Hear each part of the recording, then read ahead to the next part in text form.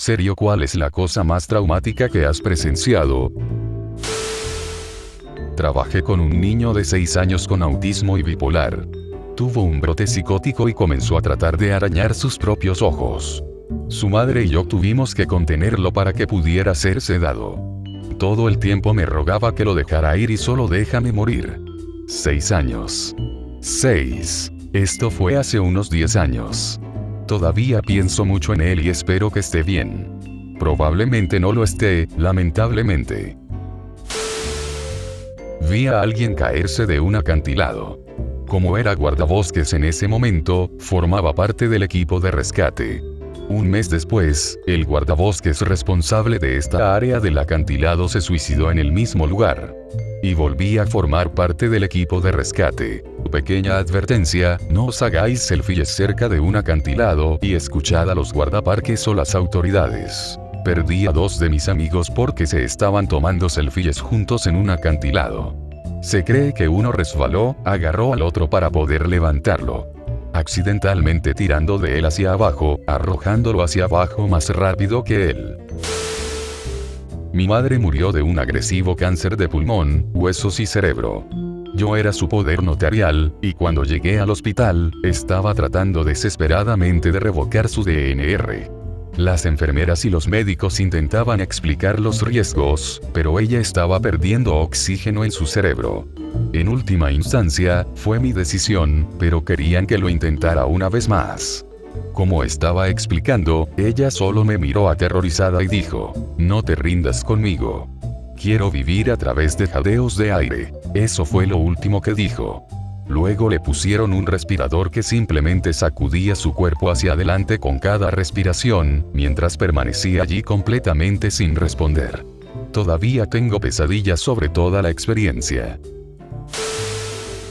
Mi madre se detuvo en la casa de un vecino cuando tenía 12 años para preguntarles qué tipo de ladrillos usaban para su jardín. Aparcó en el camino de entrada y salió del auto, pero no se dio cuenta de que olvidó ponerlo en el estacionamiento. Entonces se puso delante del auto para tratar de evitar que golpeara la casa. Ella trató de explicarme cómo estacionar el automóvil, pero accidentalmente presioné el acelerador y la inmovilicé entre el automóvil, la camioneta de mi padre, y su casa. Le rompí el hueso pélvico, tuvo que ponerse tornillos en la rodilla y estuvo en un andador durante meses. Sus gritos y llantos en agonía fueron lo más aterrador que he escuchado en mi vida y todavía me dan escalofríos solo de pensar en ese día. Nunca lo olvidaré. Llegué a casa para encontrar a mi exnovio muerto con una herida de bala autoinfligida el día después de que lo rompiera. Me envió un mensaje de texto justo antes de hacerlo, algo así como te amo y lo siento. Al principio no pensé mucho en eso. Después de horas sin respuesta, conduje a casa y todo el tiempo supe lo que iba a encontrar, pero esperaba estar equivocado. Estoy extremadamente paranoico y ansioso y a menudo pienso demasiado en los escenarios para el peor resultado posible. Entró en la casa, todas las luces estaban encendidas. La televisión estaba encendida y detenida. El único sonido que escuché fue el ventilador del baño, la luz encendida, la puerta abierta. Me acerqué a la habitación y noté que el cajón de la mesita de noche estaba abierto, donde guardaban el arma. Me acerqué al baño, golpeé la pared y grité su nombre. Sin respuesta. Me preparé y miré por la esquina hacia la puerta. Y ahí estaba él. Fui a pescar en el lago cuando era niño. Algunos jóvenes que estaban jugando con su bonito bote cerraron el acelerador al máximo mientras realizaban un giro cerrado. Recuerdo haber visto a una chica arrojada desde el bote y verla sacar la cabeza del agua justo antes de que el bote girara y la golpeara.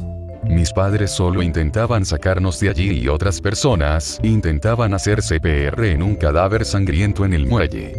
20 años después, todavía no puedo obtener la imagen de ese cuerpo sin vida en el muelle. Estuve en una sala psiquiátrica hace varios años. Una niña era muy dulce pero tenía una historia horrible de trauma sexual además de la psicosis. Estaba sentado a su lado mientras estábamos haciendo terapia de arte, y ella se volvió para mirarme y dijo: "Me encanta que me violen". Volvió a dibujar justo después como si nada hubiera pasado. Espero que esté mejor ahora.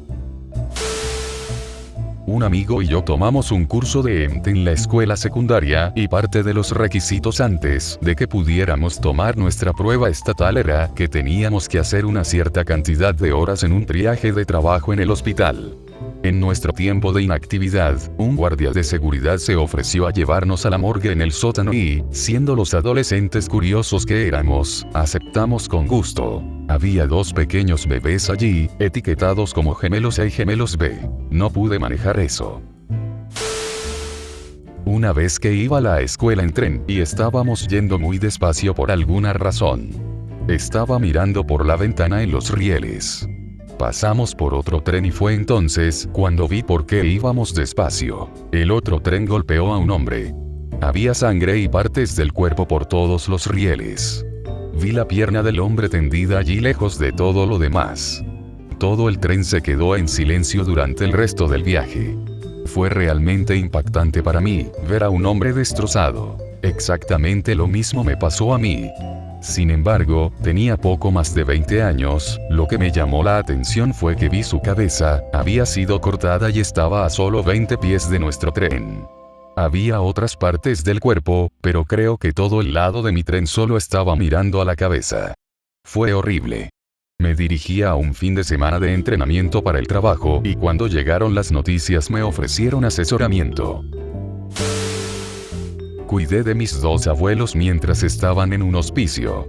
Uno 4 meses después del otro. Mi abuela del lado de mi madre tenía demencia junto con su cáncer, que estaba drenando.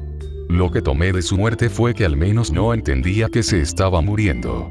Ella no tenía miedo. Mi abuelo del lado de mi padre, por otro lado, estaba completamente consciente de que se estaba muriendo. Intentar consolar a un ser querido cuando todo lo que quieren es que se termine y también tratar de hablar sobre sus miedos no es algo que le desearía a nadie. Era un hombre grande antes de que el cáncer se lo comiera. Tenía mucho orgullo. No creo que las personas realmente se den cuenta de lo que toma el cáncer, no solo de quienes lo padecen, sino también de quienes ven a sus seres queridos pasar por todo. Vi a mi madre ser atropellada por una camioneta cuando era niño. Acababa de cruzar la calle y me di la vuelta y vi que la furgoneta cortaba la esquina y conducía directamente hacia ella. Me sentí como si lo estuviera viendo en cámara lenta. No sé cómo, ya que se topó con ella, pero mi madre se levantó y se alejó con solo unos pequeños rasguños. Pero he sido paranoico y excesivamente cauteloso sobre cruzar las carreteras desde entonces. Probablemente el constante abuso emocional y físico que mi madre me hizo pasar durante unos 20 años. Tenía magulladuras por las que me preguntaban mis maestros y compañeros de clase, venían policías porque un niño estaba llorando cuando realmente era mi madre gritándome a todo pulmón. Golpearía a mis gatos y me diría que quiere patearlos como una pelota de fútbol. Ella me dijo que incluso si me viola o me golpea, todavía tengo que respetarla porque es mi madre. Uno de mis primeros recuerdos vívidos, es cierto que cuando tenía 13 años, realmente no recuerdo mucho antes, es jugar en el jardín con un amigo un domingo por la tarde y mi papá me dijo que mi madre no se sentía muy mal. Bueno, íbamos a ir a verla. Se habían separado en este punto y yo estaba viviendo con mi papá, pero ella acababa de visitar esa mañana. Pensé que era un poco extraño, pero mi amigo se fue a casa, y mi papá y yo fuimos en taxi a la casa de mi madre. Llegué y había una ambulancia afuera, así que obviamente estaba bastante enferma. Ambos nos pidieron que esperáramos en el sofá y nadie me había dicho lo que estaba sucediendo, pero todos parecían bastante callados, así que solo esperé. Lo siguiente que sé es que su cuerpo inconsciente está siendo llevado en una camilla, y 23 años después, su rostro sin vida todavía me persigue.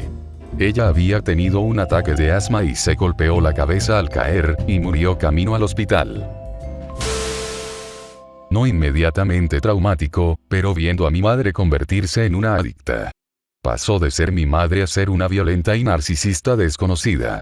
La noche que más apestaba fue la noche en que le di $500 de mi propio sueldo por facturas, y ella se dio la vuelta y lo gastó en drogas frente a mí, en nuestro patio delantero, y 2 días después se cortó el suministro de agua y electricidad debido a la falta de pago.